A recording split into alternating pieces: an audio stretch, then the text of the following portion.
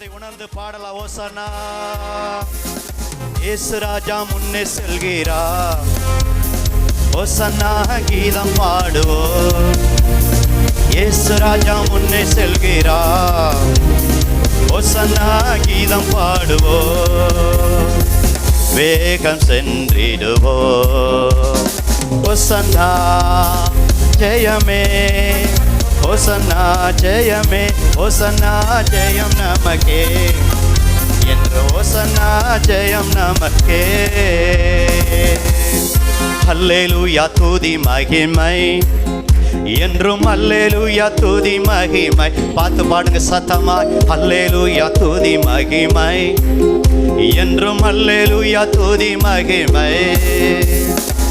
இயேசு ராஜா எங்கள் ராஜா, இயேசு ராஜா எங்கள் ராஜா என்றென்று போற்றிடுவோம். கரங்களை அசைத்து ஓசன்னா ஜெயமே, என்ன மாதிரி கரங்களை அசைத்து ஓசன்னா. சின்ன பிள்ளைகளை கரங்களை அசைத்து, குருத்தொலைக்கு பதிலாக கரங்களை அசைத்து என்று, ஓசன்னா ஜெயம் நமக்கே. மீண்டும் கரங்களை அசைத்து ஓசன்னா ஜெயம் நமக்கே என்றும், ஓசன்னா ஜெயம் நமக்கே. இப்ப கைகளை தட்டி, துன்பங்கள் சூழ்ந்து வந்தாலும், தொல்லை கஷ்டங்கள் தேடி வந்தாலும், நல்ல கருத்தாய் பாடுவோம். துன்பங்கள் சேர்ந்து வந்தாலும், தொல்லை கஷ்டங்கள் தேடி வந்தாலும், பயமும் இல்லை கலக்கமில்லை, பயமும் இல்லை கலக்கமில்லை, கர்த்தர் நம்முடனே. ஓசன்னா ஜெயமே, சொல்லுங்க ஓசன்னா ஜெயமே, ஓசன்னா ஜெயம் நமக்கே என்று, ஓசன்னா ஜெயம் நமக்கே.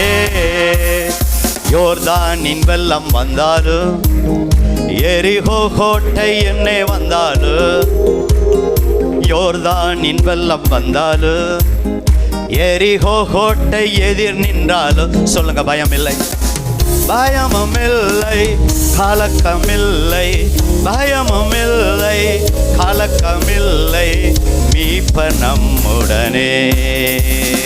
ஓசன்னா ஜெயமே, ஓசன்னா ஜெயமே, ஓசன்னா ஜெயம் நமக்கே என்று, ஓசன்னா ஜெயம் நமக்கே.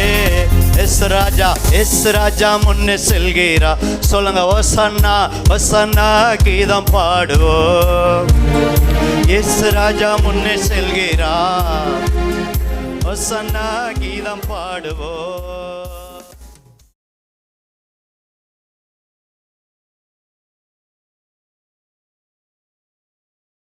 இன்றைக்கு செய்தியினுடைய தலைப்பு வேத வசனத்தினால் வெற்றி. ஒரு அல்லேலூயா ஒரு ஆமேன்னு சொல்லுங்கன்னு பார்த்தா ஒருத்தரும் காணோம். உங்கள் செல்ஃபோனெல்லாம் சைலண்ட் மூடில் நீங்கள் போட்டு வைத்துருங்க, அங்கங்கே போக வேண்டாம், பிள்ளைகளை கவனமாக வச்சுக்கொள்ளுங்க. உங்கள் பைபிளை தூக்கி காட்டுங்க, உங்கள் பைபிளை தூக்கி காட்டுங்க, ஆண்டவர் மகிமைப்படட்டும். எல்லாம் உற்சாகம் வாலிபர்கள்லாம். இன்றைக்கி செய்தியினுடைய தலைப்பு என்னது சொல்லுங்கள்? வேத வசனத்தினால் வெற்றி. ஜெபம் எப்படி வெற்றியை கொடுக்கிறதோ அது ஒரு பகுதி, அது உண்மை, அது போன வாரம் தியானித்தோம். அதே போல் கிறிஸ்துவுக்குள் மிகவும் பிரியமானவர்களே, அன்பு தேவ பிள்ளைகளே, வேத வசனத்தினாலே வெற்றியுள்ள ஒரு வாழ்க்கை நீங்களும் நானும் வாழ முடியும். இந்த வேதத்தை குறித்து சில காரியங்களை சொல்லி உள்ள வசனத்துக்கு வெற்றி எப்படி பெறுவது என்று, வெற்றி எப்படி பெற முடியும் அந்த காரியத்தில் சொல்லி பார்க்க போகிறோம். முதல்ல அன்பு தேவ பிள்ளைகளே, இந்த வேத வசனம் முதல்ல நீங்களும் நானும் வாசிக்கணும். புரியுதோ புரியலையோ, இந்த செய்திக்கு முன்னாடி முகவர செய்தி தான் இதை நான் இப்போ சொல்கிறதெல்லாம். உங்களுக்கு புரியுதோ புரியலையோ, அட்டை டு அட்டை ஒரு வார்த்தையும் விடாமல், சில நேரம் இந்த நாலாமத்துலலாம் பேராக வரும், அப்போ அங்கே தான் கஷ்டமாக இருக்கும். லேவியராமத்தில் என்ன வரும்? பலி பலி பலின்னு வரும். புரிய எந்த பலின்னு தெரியாது, வெறும் பலி பலின்னு வரும். இன்னும் சில பேரெல்லாம் வாயே நுழையாது. ஒரு எழுத்து விடாமல் வாசிக்கணும். அன்றைக்கி நியாயப்பிரமாண புஸ்தகத்தை ஜோஸ்வாட்ட சொல்லும்போது, மோசே இதில் ஒரு எழுத்து, அன்றைக்கி 5 புத்தகம் தான் தோறா. ஆதியாகமம், யாத்திராகமம், லேவியராகமம், என்னாகமம், உபாகமம். அப்போ 5 புத்தகத்தை ஒரு எழுத்து விடாமல் வாசின்னு சொன்னார். இன்றைக்கு உங்களுக்கு எனக்கு 5 புத்தகம் அல்ல, 66 புத்தகத்தை ஆண்டவர் கொடுத்துருக்கிறார். ஒரு அல்லையா சொல்லாமா? பழைய ஏற்பாட்டில் 39 புஸ்தகமும், புதிய ஏற்பாட்டில் 27 புஸ்தகமும், 66 புஸ்தகத்தை ஆண்டவர் கொடுத்துருக்கிறார். என் அன்பு தேவ பிள்ளைகளே, ஒரு 5 காரியத்தில் இப்போ முதல் காரியம் வாசிக்க வேண்டுங்கிறதுல நல்லா கவனிங்க. காலையில் ஒரு 2 அதிகாரம், சாயந்தரத்தில் ஒரு 2 அதிகாரம், குறைஞ்சது ஒரு நாளைக்கு 4 அதிகாரம் நீங்கள் படிச்சிங்கன்னா ஒரு வருஷத்துக்கு முன்னாடியே, டிசம்பர் 31 முன்னாடியே, கிறிஸ்துமஸுக்குள்ளேயே இந்த வேதத்தை அட்டை டு அட்டை முடிச்சிடலாம். ஒரு அழகியா சொல்லாமா? பிரதர், நீங்கள் 10 தடவை படிச்சிருக்கலாம், 50 தடவை படிச்சிருக்கலாம், 100 தடவை படிச்சிருக்கலாம். ஏன் பாஸ்டர் ரொம்ப அதெல்லாம் சொல்கிறீங்க? ஒரு தடவை கூட நான் படிக்காமல் இருக்கிறேன். அப்படி யாராவது இருந்தால் தாழ்மையோடு அன்போடு நான் சொல்கிறேன், இந்த வருஷத்திற்குள்ளே இப்போ மார்ச் தான் நடக்குது, ஒரு 4 அதிகாரம், நீ என்ன மார்ச் போனதுனால ஒரு 5 அதிகாரம், ஒரு 6 அதிகாரம் அப்படி படிங்க. அப்போ தான் அந்த 3 மாதத்தை கீப் அப் பண்ண முடியும். இந்த வருஷத்துக்கு நீங்கள் ஒரு தடவை வாசிக்கணும். நீங்கள் போன வருஷம் அதுக்கு நீங்கள் என்றைக்கு ரட்சிக்கப்பட்டீங்களோ, நீங்கள் பல தடவை நீங்கள் வாசித்திருந்தாலும் ஒரு வெற்றியுள்ள ஒரு வாழ்க்கை வாழ முதலாவது வாசிக்கணும். புரியுதோ புரியலையோ, சிலது புரியாது, நீங்கள் டெய்லி ரீடிங் பண்ணணும், பைபிள் ரீடிங் பண்ணணும். எப்படி டெய்லி ஜெபம் பண்ணுறீங்களோ அதே போல் நீங்கள் என்ன செய்யணும், நீங்கள் வாசிக்கணும். கிரமமாக நீங்கள் என்ன செய்யணும், வாசிக்கணும். காலையில் புதிய ஏற்பாடு, சாயந்தரம் பழைய ஏற்பாடு, அல்லது காலையில் பழைய ஏற்பாடு, சாயந்தரம் புதிய. சில பேரெல்லாம் சங்கீதத்தையே வாழ்நாள் முழுவதும் வாசிச்சுட்டு இருப்பாங்க. சிலர்லாம் நீதிமொழிகளே வாசிச்சுட்டு இருப்பாங்க. தவறல்ல. இப்போல்லாம் மனப்பாடம் பண்ணி சொல்கிறதுனால சங்கீதத்தையே நீங்கள் படிச்சுட்டு இருக்கிறது போல் எனக்கு தோணுது. படிங்க மனப்பாடம் பண்ணுறதுக்காக.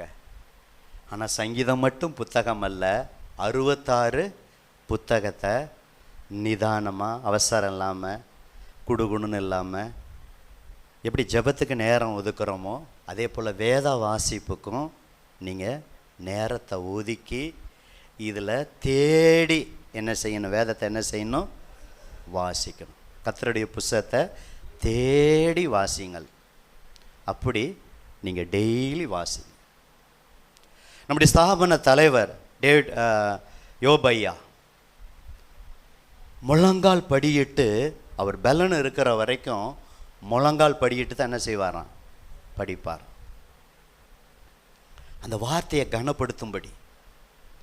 ஒருவேளை நீங்கள் முழங்கால் படியிட்டு படிக்காவிட்டாலும் உட்காந்து என்ன செய்யுங்க, நீங்கள் பைபிளை நீங்கள் படிங்க. ஜார்ஜ் முல்லர் ஏறக்குறைய 200 தடவை, இதெல்லாம் புத்தகத்தில் வாசித்தை தான் உங்களுக்கு சொல்லுகிறேன், இந்த பைபிளை பரிசுத்த வேதாந்தத்தை வாசித்திருக்கிறார். அதில் 100 தடவை முழங்கால் படியிட்டு வாசித்திருக்கிறார் என்று அப்படி சரித்திர புத்தகத்தில் வாசிக்கிற வாழ்க்கை வரலாறுல. என் அன்பு தேவ பிள்ளைகளே, எத்தனை முறை வாசித்தாலும் நம்ம வாழ்நாள் இறுதி வரை வாசிக்கிற புத்தகம். சின்ன பிள்ளைகளும் வாசிக்கணும். வாலிப பிள்ளைங்க இருக்கீங்க, தங்கங்கள், வாலிப சகோதரிகள், சிங்கங்கள், நீங்களும் என்ன செய்யணும், வாசிக்கணும். திருமணமான சகோதரர்களும் வாசிக்கணும், திருமணமான சகோதரிகளும். 60 வயசுக்கு மேலானவங்க கையை உயர்த்துங்க. வயசு சொல்ல வெக்கப்படக்கூடாது. 60 வயசுக்கு மேலானவங்க, 60 வயசுக்கு மேலானவங்க கையை உயர்த்துங்க. கையை உயரலையே, இப்போ தான் உயருது. 60 வயசுக்கு மேலே ஆனாலும் வேதத்தை என்ன செய்யணும், படிக்கணும். சாகிற வரைக்கும் படிக்கணும். அப்போ தான் வெற்றியுள்ள ஒரு வாழ்க்கை வாழ முடியும். அதுக்கு தான் இந்த காரியத்தை நான் சொல்கிறேன். இப்போ 10வது படித்து 10வது புத்தகம் முடிச்சுட்டாங்க, 11th முடித்து வச்சுட்டாங்க, +2 படித்து வச்சுட்டாங்க, காலேஜ் ஃபஸ்ட் இயர் படித்து முடிச்சுட்டாங்க, அது படித்து முடிச்சுட்டாங்க. ஆனால் இது படித்து முடித்து வைக்கிற புத்தகம் அல்ல. ஊழியர்களாகிய நானும் இதை வாசிக்கணும். விசுவாசிகளை நீங்களும் வாழ்நாள் இறுதி நான் பிரசங்கத்துக்காக மாத்திரம் வாசிக்கக்கூடாது. இதை நல்லா புரிஞ்சுக்கங்க. அது ஒரு பகுதி இருந்தாலும் பிரசங்கத்துக்காக ஆயத்தம் பண்ணுறது. என் தனிப்பட்ட விதத்தில் நான் ரெகுலர் ரீடிங் பண்ணணும். நான் பாஸ்டர் பிரசங்கத்துக்காக தான் பண்ணுவேணும் அப்படி படிக்கக்கூடாது. அப்போ அன்பு தேவ பிள்ளைகளே, அப்படி நீங்கள் படிங்க. ஆபிரகாம் லிங்கன் சொன்னார், மனுகுலத்திற்கு ஆண்டவர் கொடுத்த நிறையா நன்கொடை ஈவு கிஃப்ட் கொடுத்துருக்கிறாரு. அதில் அந்த பரிசுத்தவான் ஜனாதிபதி சொல்கிறாரு, அமெரிக்க ஜனாதிபதி ஆபிரகாம் லிங்கன், மனுகுலத்துக்கு ஆண்டவர் கொடுத்த மிகப்பெரிய கிஃப்ட்டு பைபிள்னு சொல்கிறார். கரங்களை தட்டி ஆண்டவருக்கு நன்றி சொல்லும். பிரதர், இது மிகப்பெரிய கிஃப்ட்டு. இந்த புத்தகத்துக்கு ஆசிரியர் பரிசுத்த ஆவியானவர். ஏன்னா பரிசுத்த ஆவியானவர் ஏவப்பட்டு தான் பேசினார். இப்போ மோசே ஆதியாகமம், யாத்திராகமம், லேவியராகமம், என்னாகமம், உபாகமம் 5 புத்தகத்தை எழுதினார். மோசே பிறந்தது எப்பங்க? ஆதாம் காலம் எப்பங்க? எப்படிங்க அவருக்கு தெரியும்? இதெல்லாம் ரகசியம். ஆவியானவர் தான் மோசேக்கு அது தோரா 5 ஆகமத்தில் ஆதியாகமத்தை எழுதுனது மோசே, யாத்திராகமம், லேவியராகமம், அதுக்கப்புறம் கர்த்தர் கொடுத்த வெளிப்பாட்டெல்லாம் எழுதினார். அப்போ அன்பு தேவ பிள்ளைகள், அப்போ ஆண்டவர் வெளிப்படுத்தினார். படித்தவர்களும் இதில் எழுதியிருக்கிறாங்க, படிக்காதவர்கள் மீனவர்களும் இந்த பைபிளில் 40 ஆசிரியர்கள். பரிசுத்த ஆவியானவர் அவர் தான் உண்மையான ஆசிரியர். அப்படி அவர் ஆசிரியராக இருந்தாலும் 1500 இடைப்பட்ட காலத்தில் ஏறக்குறைய அந்த முதல் புத்தகத்துக்கு கடைசி புத்தகத்துக்கு இடைப்பட்ட காலம் ஏறக்குறைய 1500 600ன்னு சொல்கிறாங்க, குறைஞ்சது 1500 வச்சுக்கோங்க. அப்போ முதல் புத்தகம் அங்கே எழுதுனதும் மோசே எழுதுனதும் அங்கே வெளிப்படுத்தின விசேஷத்தில் பத்ம தீவில் அவர் எழுதின புத்தகத்துக்கு இடைப்பட்ட காலம். ஒரு வரி வசூலிக்கிற மத்தேயு எழுதியிருக்கிறார் புத்தகத்தை. டாக்டர் லூக்கா அப்போஸ்தலர் நடபடிகளும் லூக்கா புத்தகத்தையும் அவர் என்ன செஞ்சிருக்காரு? எழுதியிருக்கிறார். அந்தந்த தீர்க்கதரிசிகளே அந்தந்த புத்தகத்தை எழுதியிருக்கிறார்கள். ஏறக்குறைய 40 பேர். அத்திபல் அடைய பொறுக்க போன மேய்ப்பனாக இருந்த ஆமோஸ் புத்தகத்தை என்ன செஞ்சிருக்காரு? தீர்க்கதரிசி புத்தகத்தை அவர் எழுதியிருக்கிறார். இப்படி புத்தகத்தை அவங்க எழுதி முதல்ல சீகன் பால் தரங்கம்பாடியில் இந்தியாவுக்கு வந்து அந்த தேவ மனுஷன் அந்த வெயிலில், இன்றைக்கி நம்ம கையில் இலவசமாக ஓரளவு பணம் கொடுத்து வாங்குகிறோம், சில நேரம் இதுக்கு மதிப்பு நமக்கு தெரியல. ஆனால் பரிசுத்தவான் இந்தியாவில் எத்தனை மொழி இருந்தாலும் ஈன்னு சொல்லி அந்த சுடு மணலில் கற்றுக்கிட்டு புதிய ஏற்பாட்டை இன்னும் ஒரு சில பகுதியை அவ்வளோதான் மொழிபெயர்த்தார். அதுக்கப்புறம் இன்னொரு பரிசுத்தவான் முழு வேதகத்தையும் மொழிபெயர்த்தார். அதுக்கப்புறம் இன்னொரு பரிசுத்தவான் வந்து அதிகாரமாக, ஃபஸ்ட் அதிகாரம்லாம் கிடையாது, அதிகாரமாக அவர் பிரித்தார். அதுக்கப்புறம் இன்னொரு பரிசுத்தவான் வந்து வசனமாக 1 2ன்னு இப்படிலாம் நமக்கு கையில் வச்சு கொடுத்தனால தான் இன்றைக்கி இதை படிக்க மிக சுலபமாக, ஆவலாக, இன்ட்ரெஸ்டாக இருக்கிறது. இப்போ பைபிளை படிக்கும்போது ஏதோ மந்திர புக்கு மாதிரி அப்படிலாம் படிக்கக்கூடாது. அப்படி தலையில் வச்சுக்கிறது, காத்து கருப்பு வந்தா, பிசாசு வந்தா துரத்துற புத்தகம் இந்த புத்தகம் அல்ல. இது தேவனுடைய வார்த்தை. தெய்வந்தான் வார்த்தை, வார்த்தை தான் தெய்வம். ஆதியில் வார்த்தை இருந்தது, அந்த வார்த்தை தேவனிடத்திலிருந்து, அந்த வார்த்தை தேவனாக இருந்தது. இப்போ ஆரம்பத்தில் தோல் சொருகளில் அப்படிலாம் இருந்தது. அப்புறம் காகிதத்தில் வந்து கண்டுபிடிச்சி அச்சு கூடாரத்தெல்லாம் முதல்ல மிஷினரிமார்கள் தான் கொண்டு வந்து அடித்தாங்க.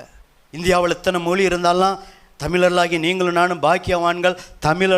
தமிழில் தான் முதலாக வேதாகம் என்ன செஞ்சது? மொழிபெயர்க்க அச்சடிக்கப்பட்டது. அப்புறம் முழு வேதாகம் அவர் கொஞ்சம் பகுதியை சீகன் பால்க்கு செஞ்சார்.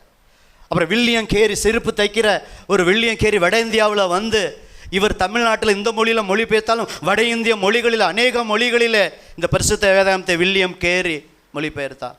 அதுக்கப்புறம் அநேக பரிசுத்தவான்கள் இன்றைக்கி உலகம் முழுவதும் பல மொழிகளில் பல கோடி மக்களால் பல கோடி பைபிள் அச்சடிக்கப்பட்டு இன்றைக்கி அதிகம் பேர்களால் வாசிக்கப்படுகிற ஒரு புஸ்தகம் இருக்கும் என்று சொன்னால் பரிசுத்த வேதாகமம் தான். இதுதான் வேதாகமத்தின் சிறப்பு. ஒரு அல்லையா சொல்லாமா? அப்போ அன்பு தேவ பிள்ளைகளே, நீங்கள் வாசிக்கும்போது அது ஒரு பகுதி தான். வெற்றி அடைய வேண்டுமானால் வாசிக்கணும், அடுத்து தியானிக்கணும். இப்போ அப்படியே ஒவ்வொன்றுக்கு வசனத்துக்கு வரேன். வசனமாக சொல்லாமல் இருந்தால் நல்லா இருக்காது. சங்கீதம் 1:1-2. சங்கீதம் 1:1-2. 1லேருந்தே வாசிங்க சார். துன்மார்க்கருடைய ஆலோசனையின்படி நடவாமலும், நல்ல கவனிங்க, பாவிகளுடைய வழியில் நில்லாமலும், பரிகாசக்காரர் உட்காரும் இடத்தில் உட்காராமலும். இப்போ என்னங்க செய்யணும்? நடக்கக்கூடாதுங்கிறாரு, நிற்கக்கூடாதுங்கிறாரு, உட்காரக்கூடாதுங்கிறாரு. அப்படின்னா நம்ம என்ன செய்யக்கூடாது? நடக்கக்கூடாதா, நிற்கக்கூடாதா, உட்காரக்கூடாதா? அப்படின்னா நீங்கள் நடக்கலாம், உட்காரலாம், நிற்கலாம். ஆனால் துன்மார்க்குடைய ஆலோசனைப்படி என்ன செய்யக்கூடாது? அப்படி தான் நடக்கக்கூடாது. பாவிகள் நிற்கலாம், நீங்கள் பாவிகளுடைய வழியில் தான் என்ன செய்யக்கூடாது? நிற்கக்கூடாது. நீங்கள் உட்காரலாம், ஆனால் பரிகாசக்காரர் உட்காரும் இடத்துல உட்காராமல் இருந்து. இப்போ வாசிங்க சார். இது கர்த்தருடைய வேதம். இதில் ஒரு பிரியம் இருக்கணும். இது பிரியம் இல்லைன்னா தியானிக்க முடியாது. ஃபஸ்ட்டு நல்லா பிரியமாக வாசிக்கணும். பிரியமாக வாசிச்சுட்டு அடுத்த ஸ்டெப்பு வெற்றியுள்ள வாழ்க்கை வாழ வேண்டுமானால் பிரியமாக இருந்து டே அண்ட் நைட், இரவும் பகலும் இது அவருடைய வேதத்தில் தியானமாக இருக்கிற மனுஷன் ஆஸ்வதிக்கப்பட்டவன். அடுத்த வசனம், உதாரணத்துக்கு அவன் நீர்க்கால்களின் ஓரமாய் நடப்பட்டு தன் காலத்தில் தன் கனியை தந்து ஒரு இலையுதராக இருக்கிற மரத்தை போல் இருப்பான். அவன் செய்வதெல்லாம் வாய்க்கும்னா வெற்றி கிடைக்கும். கரங்களை தட்டுங்க. செழிப்பு, ஆசீர்வாதம், வெற்றி. எடுத்த காரியம் தொட்டதெல்லாம் தொலங்க சொல்லுவாங்கள்ல, தொட்டதெல்லாம் தொலங்கணும்னா வேதத்தை நெய்கர் இன்னைக்கு வாசிக்கிறாங்க. அது ஒரு பகுதி தான். வாசிக்கணும், வாசித்தா தான் தியானிக்கணும். வாசிப்பது வேற, தியானம் பண்ணுவது வேற. இன்றைக்கி என்னென்ன தியானம்னா, சில பேரெல்லாம் பாருங்கள், இந்த மற்ற மதத்துலலாம் போயிட்டு அமைதியாக உட்காந்துட்டு அப்படியே செவுத்தையே பார்த்துக்கிட்டு இருப்பாங்க. அதான் தியானம்மா. செத்தவன் கையில் வெத்தலை கொடுத்த மாதிரி என்னத்தை ஒருமுகப்படுத்துகிறாங்களாம். அது தியானம்னு நம்ம பைபிள் சொல்லலை. இப்போ ஒரு மாடு, ஆடு, புல், உதாரணத்துக்கு தான் புல்லு மேயிற மாதிரி வசனத்தை ஆவால் என்ன செஞ்சிடணும்? படிச்சிடணும். ஒரு அதிகாரம், 2 அதிகாரம், 3 அதிகாரம், 4 அதிகாரம் அப்படி படிச்சுட்டு அதில் ஒரு பகுதியை, ஒரு வசனத்தை, ஒரு வாக்குத்தத்தத்தை தியானிக்கணும். அந்த சம்பவத்தை, அதான் ரொம்ப முக்கியம். திரும்ப மாடு என்ன செய்கிறது? அந்த இறப்பையில் வேகமாக போன புல்லை கக்கி மறுபடி மின்னு மாடு என்ன செய்யுது? அசை போடுவது போல் இன்னைக்கு காலையில் இந்த அதிகாரம் படித்தோம், இந்த பகுதி, இந்த வாக்கு தத்துவம், அதை என்ன செய்யணும்? திரும்ப நீங்கள் என்ன செய்யணும்? அதை அசை போடணும். யார்? பைபிள் படிக்கும் போதெல்லாம் யார், எப்படி, எப்பொழுது, எங்கே, எதற்காக? திரும்ப சொல்லுங்க. யார், எப்படி, எப்பொழுது, எங்கே, எதற்காக? இன்னமும் இப்படி பைபிளை படித்து பாருங்கள். உங்கள் பைபிள் ரீடிங்கு, தியானம் ரொம்ப இன்ட்ரெஸ்டாக இருக்கும். உதாரணத்துக்கு ஒன்று சொல்கிறேன். ஒரு வசனத்தை சொல்லி உங்களுக்கு சொன்னால் தெரியும் தியானங்கிறது. தேடுங்கள் அப்பொழுது கண்டடைவீர்கள்னு இருக்குது. அதை மட்டும் எடுத்துக்கிறேன். இப்போ நம்ம இத்தனை கேள்வி கேட்டோம்ல, யாரை தேடணும், எப்படி தேடணும், எப்பொழுது தேடணும், எங்கே தேடணும், எதற்காக தேடணும், எதை தேடக்கூடாது? இப்போ புரிஞ்சிட்டிங்களா? புரிஞ்சவங்க புரிஞ்ச மாதிரி ஒரு அல்லேலூயா சொல்லுங்க. சரி, எல்லாருக்கும் புரியுது. இதாங்க தியானம். யாரை தேடணும்? கர்த்தரை தேடணும். எப்படி தேடணும்? முழு மனதோட தேடணும். எப்பொழுது தேடணும்? எல்லா நேரத்திலையும் தேடலாம். காலையில் என்ன செய்யணும்? தேடணும். எங்கே தேடணும்? கர்த்தருடைய புத்தகத்தில் தேடி வாசிக்கணும். எதற்காக தேடணும்? கர்த்தரை தேடலுக்கு ஒரு நன்மையும் குறையப்படாது. நன்மை செய்ய தேடணும். எதை தேடக்கூடாது? எதெல்லாம் தேடக்கூடாது அப்படின்னு இருக்குது. இப்படி நீங்கள் வேதத்தை, அந்த பகுதியை, வசனத்தை நீங்கள் என்ன செய்யணும்? நீங்கள் தியானிக்கணும். ஒரு முறை ஒரு ஊழியக்காரர், அவங்களுடைய உறவினர், ஒரு சகோதரி இயேசுவை ஏற்றுக்கொண்டாங்க. சர்ச்சுக்கு போக முடியாது, இது மாதிரி உங்களை மாரி சர்ச்சுக்கெலாம் வர முடியாது. அவருடைய கணவர் சர்ச்சுக்கெலாம் விட மாட்டார். ஒரு முறை அந்த ஊழியக்காரன் மறுபடியும் ரட்சிக்கப்பட்டுட்டாங்க. அந்த கூட்டத்தில் வந்து, ஒரு கூட்டத்தில் வந்து மறுபடியும் அந்த சகோதரியை பார்க்கும்போது அவருடைய முகம் ஃப்ரெஷ்ஷாக இருந்துச்சான். நீங்கள் பாருங்கள், முகத்தை வச்சே பைபிள் படிக்கிறாங்களா படிக்கலையா, ஜெபம் பண்ணுறாங்களா ஜெபம் பண்ணலையான்னு கண்டுபிடிச்சிடலாம். ஆமாவா இல்லைங்களா? வேணால் டெஸ்ட் பண்ணி பாருங்கள். ஒரு 2 நாள் பைபிள் படிக்காமல் ஜெபம் பண்ணாமல் அவங்க முகத்தை பாருங்கள், கண்ணாடியில் போய் பாருங்கள். நான் சொல்கிறது பியூட்டி பார்ப்போர் அந்த முகத்தை சொல்லலை, அந்த முகக்கலை ஆண்டவர் கொடுக்க அந்த பிரசன்னம், அந்த ஜெபிக்கிறவங்க வேத வாசிக்கிறவங்க.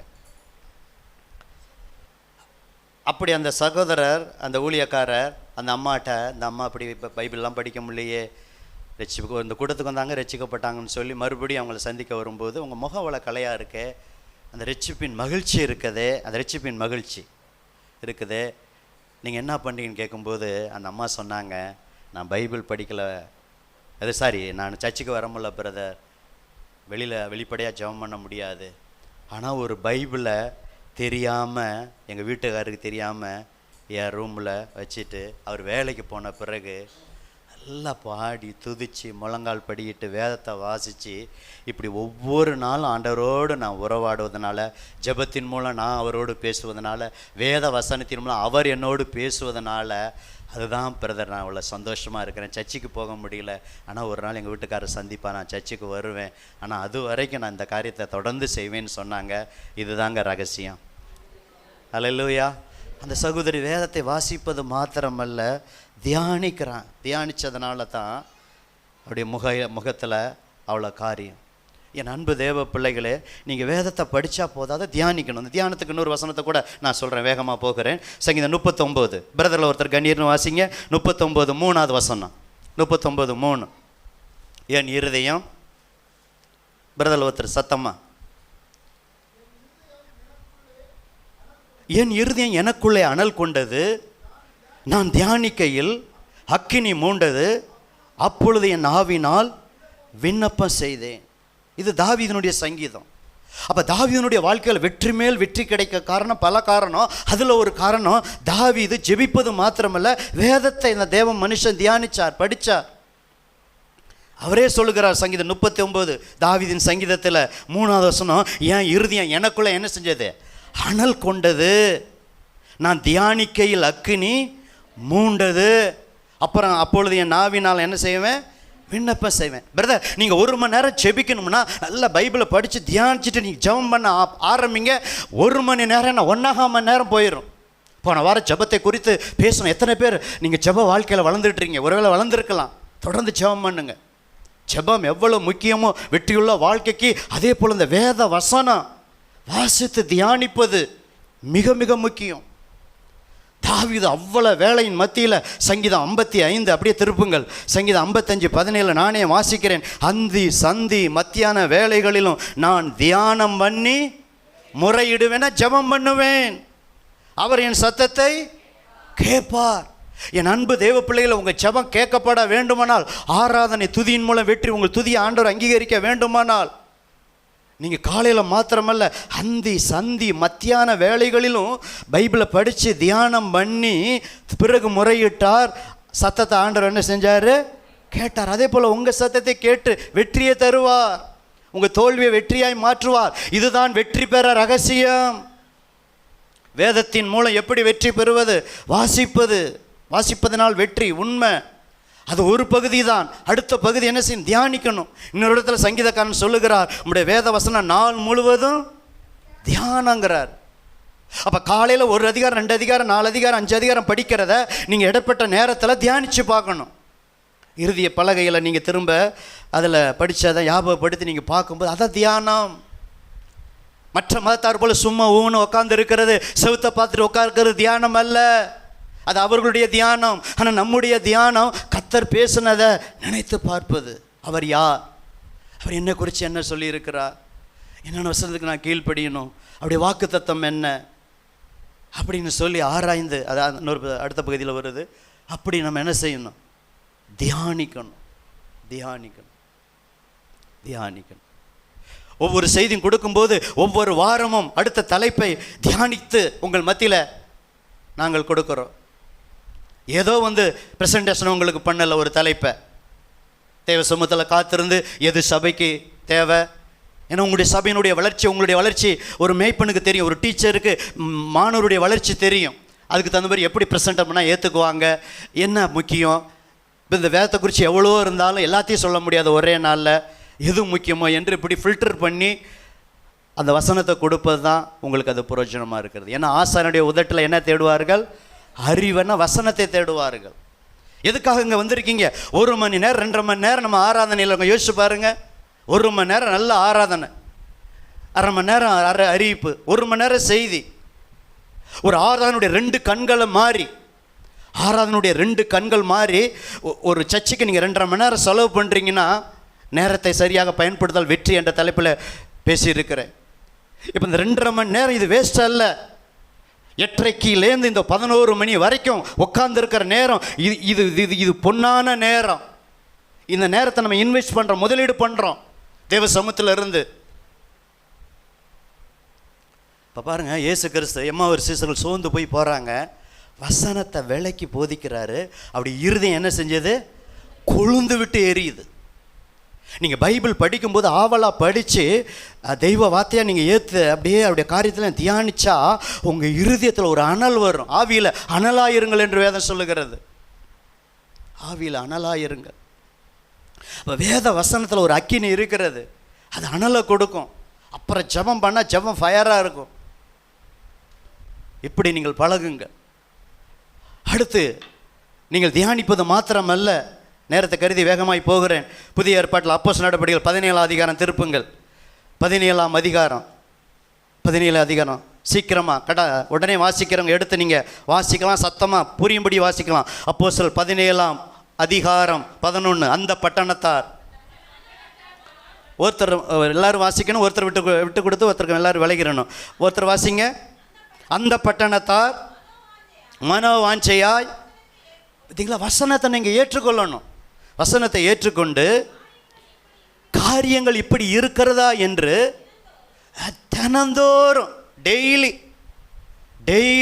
தினந்தோறும் வேத வாக்கியங்களை ஆராய்ந்து பார்த்ததினால் தெசலோனிக்கையில் உள்ளவர்களை பார்க்கலும் நற்குணசாலிகளாய் இருந்தார்கள். பெரேயா பட்டணத்தார்.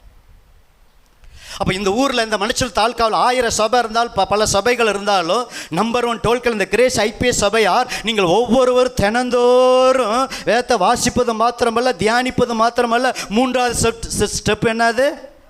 ரிசர்ச், ஆராய்ந்து பார்ப்பது. படிப்பது வேற, தியானம் பண்ணுவது வேற, ஆராய்ந்து பார்ப்பது வேற. அதை குறித்து பின்னாடி நான் எடுக்கிறேன், எப்படிலாம் ஆராயின்னு சொல்லி. இப்போ டிகிரி படிக்கிறாங்க பாருங்கள், பிஏ எம்ஏ இப்படி படிக்கிறாங்க. அப்புறம் ஒரு காரியத்தில் அதை என்ன செய்கிறாங்க? பிஹெச்டி படிக்கும்போது என்ன செய்கிறாங்க? அதை ஆராய்ச்சி பண்ணுறாங்க. புரியுதுங்களா? இப்போ எம்பிபிஎஸ் படிக்கிறாங்க, ஆனால் மேலே எம்டி படிக்கும்போது சில பெர்ஃபெக்டாக அவங்களுடைய இதை எலும்பு முறிவு டாக்டரா, கண் டாக்டரா, இப்படி ஹார்ட்டா, அதை இன்னும் ரிசர்ச் பண்ணி அந்த மேல் படிப்பில் படிக்கிறாங்க. பார்த்தீங்களா? அது மாதிரி காலத்தை பார்த்தால் போதகராக இருக்க வேண்டிய நீங்கள், ஆகாரத்தை சாப்பிட வேண்டிய உங்களுக்கு பாலையே நான் என்ன செய்கிறேன்? கொடுக்குறேன்னு பவுல் சொல்கிறார். இந்த வேத வசனம் பால் தான். புதிதாக பிறந்த குழந்தைகளைப் போல திருவசனமாகிய களங்கமில்லாத ஞான பாலின் மேல் இதன் மேலே வாஞ்சியாக இருக்கணும். சின்ன குழந்தைய பாருங்கள், என்ன கொண்டு போனாலும் வாய் என்ன செய்யும்? வாய்க்கு கொண்டு போகும். அதுக்கு தெரிஞ்சதெல்லாம் பால் தான். அழுகும், பால் குடிக்கும், ஒன்று கடிக்கும், மறுபடியும் பாலை குடிக்கும். அப்படி திருவசனமாகிய இது பியூர் மில்க்கு. சிஸ்டர், உங்கள் வீட்டில் வர்ற பால் எல்லாத்திலும் ஒரு கலப்படம் இருக்குது. ஆனால் நான் பிரசங்கம் பண்ணுகிற இந்த ஞான பால், இது களங்கமில்லாத பியூர் மில்க்கு. இதன் மேலே நீங்கள் வாஞ்சியாக இருங்க, நீங்கள் நற்குணசாலிகளை என்ன செய்வீங்க? மாறுவீங்க. தெசலோனிக்க சபையை நல்ல குணங்குள்ளவங்க, அவங்கள பார்க்கலும் இந்த திருச்சபை பெரையா மக்கள் நற்குணசாலிகளாக இருந்தாங்க. அப்போ இந்த ஊரில் எத்தனை திருச்சபை இருந்தாலும், கிரேஸ் ஐபிஎஸ் சபை, நீங்கள் ஒவ்வொருவரும் இந்த செய்தியை கேட்டு தினந்தோறு கருத்தாய் வேதத்தை வாசித்து, தினந்தோறு கருத்தாய் தியானித்து, 3வது ஸ்டெப்பு கருத்தாய் பெரையா பட்டணத்தில் போல 4 நாளைக்கு ஒரு தர பைபிள் படிக்கிறது, 5 நாளைக்கு ஒரு தர படிக்கிறது, 1 வாரத்துக்கு ஒரு படிக்கிறது, அப்படி இல்லாதபடி தினந்தோறு இது ஒரு சாப்பாடு. எப்படி நம்ம 3 வேளை சாப்பிடுகிறோம், அது அது ஆத்தும, அது சரீரத்துக்கு உணவு. இந்த வேத வசனம் என்பது இது ஒரு அப்பம், இது ஆத்துமாவுக்கு உணவு. நீங்கள் உலக பிராண உணவு சாப்பிடும்போது புஷ்டியாக இருக்கலாம், ஆனால் இந்த வேத வசனத்தை நீங்கள் இப்படி செய்யலைன்னா உங்கள் உள்ளான மனுஷன் சோர்ந்து போயிடுவான், உள்ளான மனுஷன் பலவீனமாக இருப்பான். வெளியில் வேணால் நீங்கள் வாட்டு சட்டமாக இருக்கலாம், நல்ல பாடி பில்டராக இருக்கலாம், ஜிம்முக்கு போயிட்டு வந்திருக்கலாம், நல்லா எக்ஸசைஸ் பண்ணிட்டு வந்திருக்கலாம், நல்ல ஸ்ட்ரென்த்தாக இருக்கலாம். ஆனால் உள்ளான மனுஷன் எப்படி இருப்பான்? வேத வசனத்தை படித்து தியானிக்காமல் ஆராயாமல் இருந்தோம்னா உள்ளான மனுஷன் நோஞ்சானா இருப்பான். ஏன்னா மனுஷன் அப்பத்தினால மாத்திரமல்ல, தேவனுடைய வாயிலிருந்து புறப்படுகிற ஒவ்வொரு வார்த்தையினாலும் பிழைப்பான். அப்போ அன்பு தேவ பிள்ளைகள், நீங்கள் வாசிப்பது மாத்திரமல்ல, தியானிப்பது மாத்திரமல்ல, காரியங்கள் இப்படி இருக்கிறதா அதை ஆராய்ந்து பாருங்கள். ஒவ்வொரு தலைப்பாக எடுத்து ஆராய்ந்து பாருங்கள். பரிசுத்தம், ரட்சிப்பு, ஞானஸ்தானம்னா என்ன, இப்படி ஆராய்ஞ்சு படிங்க. கொடுக்கறதுன்னா என்ன, இயேசு எதுக்காக மரித்தார், உயிர்த்தல், இதை ரிசர்ச் பண்ணுங்க, ஆராயுங்க. அதை பின்னாடி ஆராய்ஞ்சிங்கிறதுக்கு நான் விளக்கமாக ஒரு நாள் அந்த தலைப்பு வரும்போது போதிக்கிறேன். அப்படி நீங்கள் படிங்க. உதாரணம் ஒன்று சொல்லட்டுங்களா?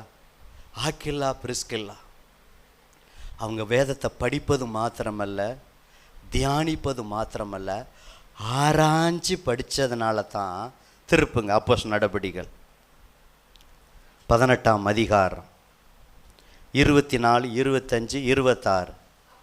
அப்பொழுது அலெக்சாந்திரியா பட்டணத்தில் பிறந்தவனும் சாதுரியவானும் வேதாகமங்களில் வல்லவனுமான அப்போலா என்னும் பேர் கொண்ட ஒரு யூதன் எபேசு பட்டணத்திற்கு வந்தான்.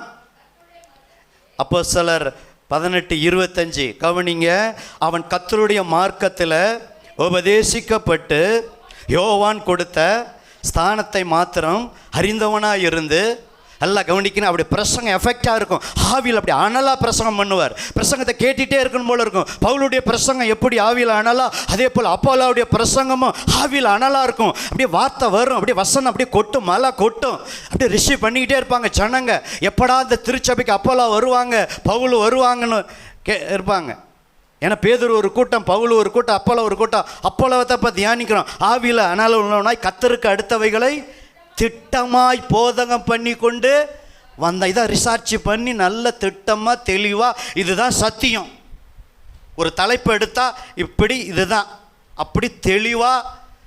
அன்றைக்கி தான் சபைக்கு வந்திருப்பாங்க, 1 வருஷம் வந்திருப்பாங்க, 2 வருஷம் வந்திருப்பாங்க, 10 வருஷம் விசுவாசி இருப்பாங்க.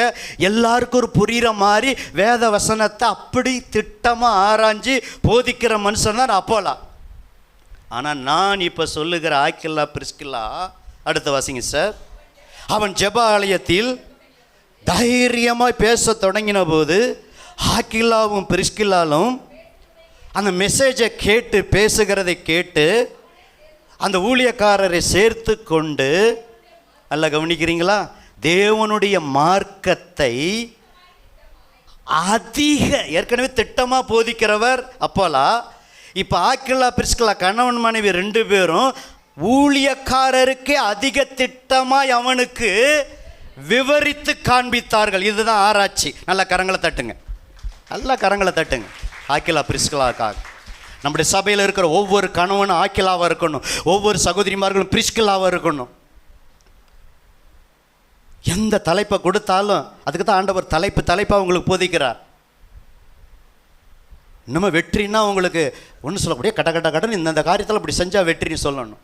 தோல்வியாக இருக்கிறவங்களுக்கு ஆசீர்வாதம்னா 3 மாதம் தியானித்தோம். இப்படி திருச்சபையில் தலைப்பாக ஏன் போதிக்கிறோம்னா, நீங்கள் வேதத்தில் எல்லாரும் வளரணும்.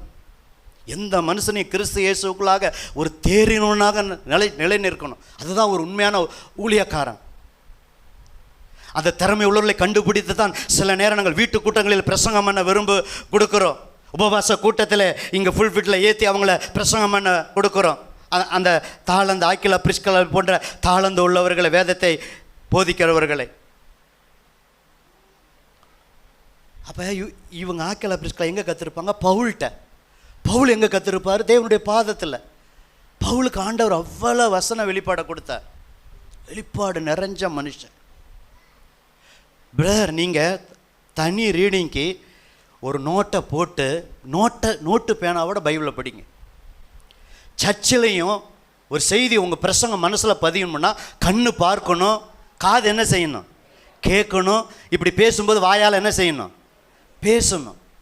இது 3 இருந்தால் தான் இந்த பிரசங்கம் உங்கள் மனசில் பசுமர தாணி மாரி என்ன செய்யும், பதியும். நம்ம சபையில் அநேக டீச்சர் இருக்கீங்க, சைக்காலஜி டீச்சர்கிட்ட போய் கேட்டு பாருங்க. ஒரு உண்மையான டீச்சர் எல்லா மாணவரையும் பார்த்து என்ன செய்வார், பேசுவாங்க.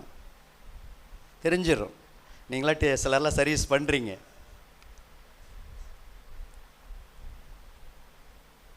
அப்போ அன்பு தேவ பிள்ளை, இந்த ஆக்கிலா பிரிஸ்கில்லா அவங்க பவுல்கிட்ட கற்றுக்கிட்டு அவங்களும் ஆராய்ச்சி பார்த்து ஒரு ஊழியக்காரருக்கே போதிக்கிற அளவுக்கு பெருமையாக இல்லை, ஐயா உங்கள் பிரசங்கம் நல்லா இருந்துச்சு, நல்லா திட்டமாக போதிச்சிங்க, ஆவியில் அனலாக போதிச்சிங்க, எஃபெக்டிவாக இருந்துச்சு அப்படின்னு சொல்லி வீட்டில் கூப்பிட்டு சாப்பாடெல்லாம் கொடுத்துட்டு அவங்கள்ட்ட பேசிகிட்டு இருக்கும்போது அவங்க சில காரியங்களை சொல்லும்போது ஊழியக்காரருக்கே எப்படி இருந்துச்சான், இப்படி வியாக்கணம், இப்படி வெளிப்பாடு, இப்படி வசன கோட்பாடு, 2 பேருமே இருக்கீங்களே, கணவனும் அப்படி இருக்கீங்க, மனைவி அப்படி இருக்கீங்களே அப்படின்னு அந்த தேவ மனுஷன் ஆச்சரியப்பட்டாரான். அதை ஏற்றுக்கிட்டாரான். நீங்கள் சொல்கிறது கரெக்டு தான், நான் ஏற்றுக்கிறேன், வசனத்தோடு நீங்கள் கம்பேர் பண்ணி சொல்கிறீங்க, ஆராய்ச்சி பண்ணி சொல்கிறீங்க, பவுல்கிட்ட கற்றுருந்து சொல்கிறீங்க, நீங்கள் தியானம் பண்ணி ஆராய்ச்சி பண்ணி சொல்கிறீங்க. இதுதாங்க. இன்னொரு மனுஷன் சொல்லிட்டுங்களா ஆராய்ச்சிக்கு, எஸ்ரா 7:10, சீக்கிரம் பழைய ஏற்பாட்டில் எஸ்ரா 7:10 எங்கே இருக்குது, நெகேமியாவுக்கு வாசிங்க சார். அதான் சார், கர்த்தருடைய வேதத்தை பார்த்தீங்களா, என்ன வார்த்தை வருது, ஆராயவும், அதான் ரொம்ப முக்கியம், அதன்படி செய்யவும், இஸ்ரவேலில் கட்டளைகளையும் நீதி நியாயங்களையும் உபதேசிக்கவும் எஸ்ரா தன் இருதயத்தை பக்குவப்படுத்தியிருந்தான். கிறிஸ்துவுக்குள் மிகவும் பிரியமானவர்களே, உங்கள் இருதயத்தில் வேத வசனத்தை நிரப்பி தியானித்து ஆராய்ச்சி பார்த்து உங்கள் இருதயத்தை என்ன செய்யுங்க, பக்குவப்படுத்துங்க. வெற்றியுள்ள வாழ்க்கை வாழ முடியும். வேத வசனம் வெற்றியை கொடுக்கும். அப்போ எஸ்ரா வேதத்தை ஆராயவும், ஆராய்ச்சி மாத்திரமல்ல அதன்படி செய்யவும், அப்புறம் இஸ்ரவேலில் வசனம் தான் கட்டளையாக இருக்குது, நீதி நியாயங்களாக இருக்கிறது, அப்புறம் ஜனங்களுக்கு என்னது உபதேசிக்கவும் எஸ்ரா தன் இருதயத்தை என்ன செஞ்சார், பக்குவப்படுத்தினார். அப்போ வேதத்தை ஆராயறதுக்கு முன்னாடி 11வது வசனம், கர்த்தருடைய கற்பனைகளின் வார்த்தைகளிலும் அவர் இஸ்ரவேலுக்கு கொடுத்த கட்டளைகளிலும் படித்து தேறின. அப்போ படிக்காமல் தியானம் பண்ண முடியாது. அடுத்து 3வது ஸ்டெப், ஆராய்ச்சிக்கு போக முடியாது. ஒவ்வொன்றும் ஒரு ஸ்டெப்பு. புரியுதுங்களா? வேதத்தை எப்படி தான் நீங்கள் படிக்கணும், ஃபஸ்ட்டு படிக்கணும், 2வது தியானிக்கணும். அப்போ பாருங்கள், படித்து தேறின. அப்போ பைபிளை நீங்கள் படித்து என்ன செய்யணும், நீங்கள் தேறணும். மற்ற படிப்பு படித்து நீங்கள் பட்டம் வாங்குவது போல் பைபிளை நான் படித்து முடிச்சிட்டேன் அப்படின்னு சொல்ல முடியாது. இது ஒரு சுரங்கம். இதில் அப்படி மொல்ல இதில் ஆழ்ந்த முத்துக்கள் என்ன செய்யும், இது வரும், வெளிப்பாடு வரும். பாருங்கள், ஒரே பிரசங்கத்தை ஒவ்வொருத்தர் பண்ணும்போது வித்தியாசம் இருக்குது. பார்த்துருக்கீங்களா? அவங்க தியானிக்கிற விதம், ஆராய்ச்சி பண்ணுற விதம், அதுக்கு ஆட் பண்ணுற வசனம், உதாரணம், ப்ரெசன்டேஷன் வித்தியாசம். ஆமாவா இல்லைங்களா? சத்தமாக சொல்லுங்கள். ஒரே தரப்பு சகையை குறித்து ஒருத்தர் பிரசங்கத்தை கேளுங்க, இன்னொருத்தர் பிரசங்கத்தை கேளுங்க, இன்னொருத்தருடைய பிரசங்கத்தை கேளுங்க. ஏன் நீங்கள் அதை தியானம் பண்ணுங்க, உங்களுக்கு ஒரு வெளிப்பாடு சகையை குறித்து என்ன செய்யும், வரும். என் அன்பு தேவ பிள்ளைகளே, அப்படி ஆராய்ந்து என்ன செய்யணும், வேதத்தை படிக்கணும். அடுத்து 3 காரியம் சொல்லிட்டேன். 4வது காரியம் என்ன செய்யணும்னா ரொம்ப ரொம்ப முக்கியமானது. 5 முக்கியம்தான், ஆனால் ஸ்டெப்ஸப்பாக நீங்கள் செய்யணும். இப்போ சங்கீதம் 119 பாருங்கள், எடுங்க. சங்கீதம் 119, வெற்றியுள்ள வாழ்க்கை வாழ இப்படி தான் நீங்கள் வேதத்தை ஸ்டெப்பாக நீங்கள் போகணும். 119ஆம் சங்கீதத்தில் சங்கீதக்காரன் சொல்லுகிறார், 11வது வசனம், நான் உமக்கு விரோதமாய் பாவம் செய்யாதபடிக்கு உமது வாக்கை என் இருதயத்தில் வைத்தேன். இப்போ 4வது, நீங்கள் படிக்கிற ஒரு அதிகாரத்தில் அட்லீஸ்ட் ஒரு நாளைக்கு ஒரு வசனத்தையாவது மனப்பாடம் பண்ணுங்க. பக்கத்தில் சொல்லுங்கள். டெய்லி ஈஸி தானே, பிள்ளைகளுக்கு சொல்லிக் கொடுக்குறோம். நீங்கள் பெரியவங்க ஒரு வசனமாவது மனப்பாடம் பண்ணுங்க. இப்போ சகோதரிமாரெலாம் சங்கீதத்தை நமக்கு கர்த்தருக்கு சித்தமானால் ஆகஸ்ட்டில் பெண்கள் முகாம் நடக்க போகுது. ஜூலை 30 அந்த கடைசி தேதிக்கு வரைக்கும் ஒப்பிக்கிறதுக்கு உங்களுக்கு டைம். நிறைய பேர் ஏன் இன்னும் ஒப்பிக்கலான்னு இன்னும் படிக்கிறீங்க, இன்னும் படித்தா ஒரு 10 வசனம் கூட வரும்னு. அதே தான் சகோதரர்களுக்கும் சங்கீதம், வாலிபர்களுக்கும் அதுதான். ஜூலைக்குள்ளே யூத்துக்கு பொறுப்பாக இருக்கிற சாமுக்கிட்ட, ஐசக் பிரதர், ஜெனிஃபர்கிட்ட, கேர்ள்ஸு ஜெனிஃபர்கிட்ட, பாய்ஸ் இவங்க 2 பேர்த்திட்ட உங்கள் சங்கீதத்தில் எவ்வளோ வசனம் சொல்ல முடியுமா? அதே தான் சண்டே கிளாஸ் பிள்ளைகளுக்கும் சங்கீதத்தில் எத்தனை வசனமோ எல்லாத்துக்கும் ஒரே போர்ஷன். முன்னாடிலாம் மாறி மாறி கொடுப்போம். அப்போ இந்த வருஷம் என்னது, ஏங்க இதெல்லாம் கொடுக்குறோம்? நம்ம சகோதரிமார்கள்லாம் மத்திய 5, 6, 7 படித்து ஏன் ஒப்பிச்சாங்க? நிருபத்தை ஏன் ஒப்பிச்சாங்க? எத்தனை நிருபத்தை பாஸ்டமாக கொடுக்குறாங்க? ஏன் தெரியுங்களா? வெற்றியுள்ள வாழ்க்கை வாழ இந்த வசன பிரகாரம் நான் உமக்கு விரோதமாய் பாவம் செய்யாதபடி உமது வாக்கை என் இருதயத்தில் வைத்து வைத்தேன். அப்போ மனப்பாடம் செய்கிறது. இது 4வது.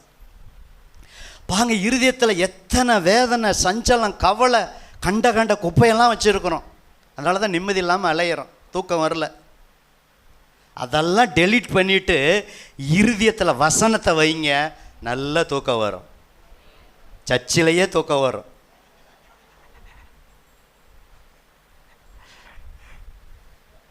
என் அன்பு தேவ பிள்ளைகளை, அதான் ஒரு பாஸ் சொன்னார், ரொம்ப டயர்டு, கண்ணு முழிச்சிருப்பாங்க, சரி இங்கேயாவது நிம்மதியாக தூங்கிட்டு போட்டு. நான் தான் அப்பப்போ அதை சொல்லிக்கிட்டு இருக்கேன். அந்த பாஸ் சொன்னார், விட்டுருங்க பாஸ்டர், எல்லாமே தூங்குவாங்க, 1-2 பேர் தூங்குவாங்க, தூங்கிட்டு போட்டோம், நீங்கள் விட்டுருங்க, அவங்கள ஏன் பொழுதுன்னு போட்டு அவங்கள ரொம்ப டிஸ்டர்ப் பண்ணுறீங்க அப்படின்னு சொன்னது எனக்கு ஞாபகம் வருது. இந்த பிசாசுடைய வேலை என்ன தெரியுங்களா? பைபிளை படித்தா தான் தூக்கம் வரும், வராத தூக்கமெல்லாம் வரும். கர்த்தர் தமக்கு பிரியமானவனுக்கு நித்திரை அளிக்கிறான்னு சொல்லி அப்படியே பைபிளை வச்சுக்கிட்டு அப்படியே அங்கிட்டு படுக்கிறது. பைபிளை கனப்படுத்துங்க. ஒரு முஸ்லீம் வீட்டில் மாவு வாங்க போனேன். அந்த அம்மா குரானை படிக்கும்போது அதுக்கான அந்த வி ஷேப்பில் வச்சு படித்து உட்காந்து முக்காடு போட்டு அப்படி பயபக்தியோடு என்ன செய்யுது. இங்கே மாவு வாங்க போனாங்க, ஒரு நாள் மாவு வீட்டில் வந்து மாவு வாங்க போனேன். அந்த அம்மா மருமகளாம் வந்து மாவை கொடுக்குது, கண்டுக்கவே இல்லையே. அந்த குரானை, அதை பார்க்கல, குரானை விட பரிசுத்த வேதாகமும் உண்மையிலும் உண்மை, வெளியில் புடம்படப்பட்ட வானமும் பூமியும் ஒளிந்து போனாலும் என் வார்த்தைகள் ஒளியாதுன்னு சொன்னேன். இந்த ஜீவனுள்ள வார்த்தையை நம்ம எப்படி படிக்கணும்? பயபக்தியோடு படிக்கணும். இதுக்கு எவ்வளோ மதிப்பு கொடுக்கணும், மரியாதை கொடுக்கணும், கனப்படுத்தணும். அந்த வார்த்தை இறுதியத்தில் என்ன செய்யணும்? வைத்து வைக்கணும், வைத்து வைக்கணும். இப்போ நான் குறிப்பெடுத்து பிரசங்கம் பண்ணுறேன். நேற்று ஒரு ஊழியக்காரர் பிரசங்கம் பண்ணார். அவருடைய பிரசங்கத்தை பார்த்துருக்கேன். பைபிளை இப்படி வச்சிருவார். இப்படி பைபிளை வச்சுக்கிட்டு அந்த பிரசங்கம் முடிகிற வரைக்கும் அவ்வளோ வசனத்தை சொல்லுவார். பைபிளை திறக்கவே மாட்டார். ஆனால் மற்றவங்களை என்ன செய்வார்? சொல்லுவார். இன்னொரு ஊழியக்காரர் கடந்த நாட்கள் ஒரு கூட்டத்துக்கு போனேன். அவரும் அப்படி தான், ஒரு ஆறுதல் கூட்டத்துக்கு, 1 வருஷம் நினைவு கூட்டத்திற்கு. அவரும் பைபிளை திறக்கலை. அவ்வளோ தப்பாக படித்தா கூட கரெக்டாக என்ன செஞ்சிடுவார்? பண்ணிடுவார். நம்ம சபையில் ஒரு 3 நாள் ஒரு பாஸ்டர் ஜெயவேல், ஜான் ஜெயவேல்னு சொல்லி திருத்தணிலேருந்து வந்து இங்கே வார்த்தையை கொடுத்தார். அன்றைக்கி வந்து அவங்களுக்கு தெரியும். 3 நாள் அவர் அப்படி தான் பிரசங்க பைபிளை வச்சு அப்படியே மூடிடுவார். அப்படி சொல்லுவார். அவருக்கு சாப்பாடு கொடுத்து ஹோட்டலில் கொடுத்து சாப்பிட்டுட்டு இருக்கும்போது அவர்கிட்ட நான் கேட்டேன், பாஸ்டர் எப்படி நீங்கள் இவ்வளோ பிரசங்கம் பண்ணுறீங்க? ஒரு நாளைக்கு ஊழியர் மத்தியெல்லாம் பிரசங்கம் பண்ணியிருக்கார், நம்ம இடத்துல 3 நாள் வந்து பிரசங்கம் பண்ணியிருக்கார். அப்போ மூடி வச்சிடுறீங்க, கரெக்டாக சொல்கிறீங்க அப்படின்னு கேட்கும்போது அவர் சொல்கிறாரு, என்ன தலைப்போ அதை நான் என்ன செய்வேன்? திரும்ப திரும்ப எழுதி எழுதி சொல்லி சொல்லி சொல்லி சொல்லி சொல்லி என்ன செய்வேன்? திரும்ப திரும்ப சொல்லி சொல்லி பார்த்து நல்லா மனசில் வச்சுருவேன். பைபிளை வச்சுட்டு நான் பண்ணி அப்படியே நான் என்ன செஞ்சிட்டேன்? பழகிட்டேன். இதான் பாஸ்டர் ரகசியம் அப்படிங்கிறார். நானும் கொஞ்சம் முயற்சிக்கிறேன். அது மாதிரி சட்டியில் இருந்தால் தான் ஆப்பையில் வரும். இன்றைக்கி அநேகருக்கு வசனம் விசனமாக இருப்பதற்கு காரணம் சட்டியில் இல்லை. சட்டியில் இருந்தால் ஆப்பையில் என்ன செய்யும்? கடன் வசனம் என்ன செய்யும்? மட திறந்த வெள்ளம் போல் வரும். அப்போ 4 காரியம் சொல்லிட்டேன்.